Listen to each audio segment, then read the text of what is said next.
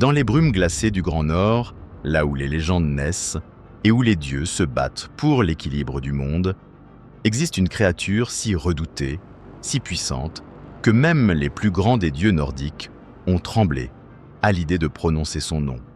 Fenrir, le loup géant, le fils du chaos, celui qui, selon les anciens poèmes, mettra fin au règne des dieux et précipitera l'univers dans le Ragnarök, la fin du monde. Mais qui est réellement Fenrir? D'où vient-il? Et pourquoi les dieux l'ont-ils tant redouté, au point de le trahir? Aujourd'hui, on plonge au cœur d'un des mythes les plus sombres et fascinants de la mythologie nordique. Préparez-vous, car ce récit n'est pas pour les âmes sensibles. Fenrir n'est pas né dans un royaume de paix. Il est le fruit d'une union interdite, celle entre le dieu farceur Loki, maître du chaos et de la ruse, et la géante Angrboda, dont le nom signifie littéralement « celle qui annonce le malheur ». De cette union naquirent 3 enfants, 3 créatures monstrueuses. Le premier, Jormungandr, un serpent si gigantesque qu'il entoure le monde entier.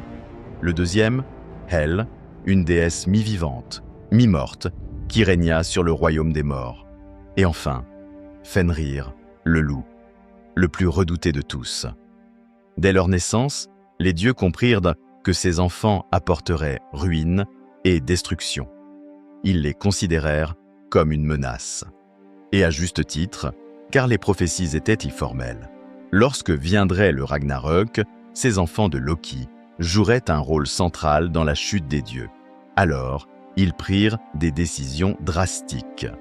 Jormungandr fut jeté dans l'océan, condamné à y grandir jusqu'à ce qu'il enserre Midgard, le monde des humains. Hel fut envoyée dans Niflheim, le royaume des morts, pour y régner sur les âmes des défunts. Et Fenrir, lui, ils décidèrent de l'élever à Asgard, sous leur propre surveillance. Au début, le loup semblait inoffensif. Il grandissait vite, très vite, trop vite. Il devint énorme, imposant. Et plus il grandissait, plus la peur s'installait dans le cœur des dieux. Ils voyaient dans ses yeux une lueur sauvage, une intelligence inquiétante, une colère sourde, prête à éclater. Ils savaient qu'un jour, ce loup serait incontrôlable.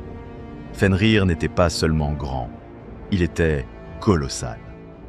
Selon les récits anciens, quand il ouvrait sa gueule, sa mâchoire inférieure touchait la terre et la supérieure effleurait les cieux.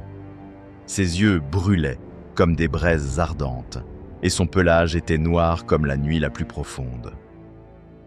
Les dieux décidèrent alors qu'ils ne pouvaient plus prendre le risque de le garder libre. Ils tentèrent de l'attacher, mais à chaque chaîne, Fenrir se libérait, plus fort, plus furieux. C'est alors qu'ils se tournèrent vers les elfes noirs de Svartalfheim, des forgerons légendaires capables de créer les objets magiques les plus puissants. Les elfes forgèrent un lien unique, Gleipnir. Un ruban fin comme de la soie, mais plus solide que n'importe quelle chaîne.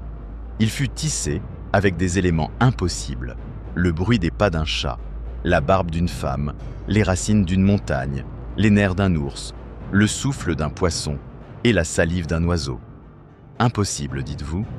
Et pourtant, dans les légendes, tout est possible. Mais Fenrir n'était pas idiot. Il se méfiait des dieux. Il voyait bien leur peur dans leurs yeux, leur hésitation dans leurs gestes. Alors, quand ils lui présentèrent ce ruban magique, il refusa de s'y laisser attacher, à moins qu'un dieu n'ose lui prouver sa bonne foi.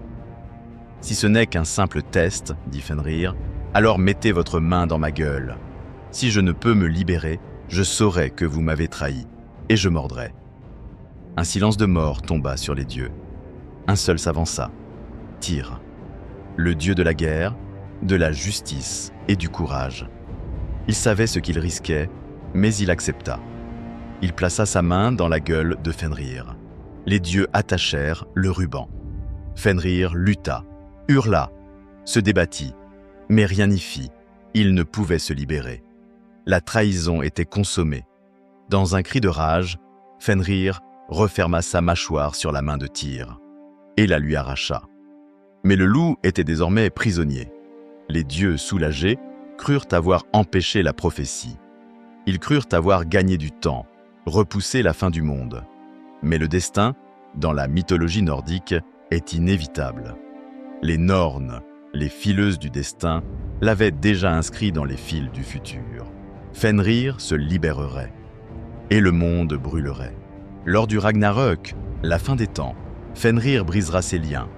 Il rejoindra les armées de Loki et des géants dans la bataille ultime contre les dieux. Il courra à travers les champs de guerre, dévastant tout sur son passage.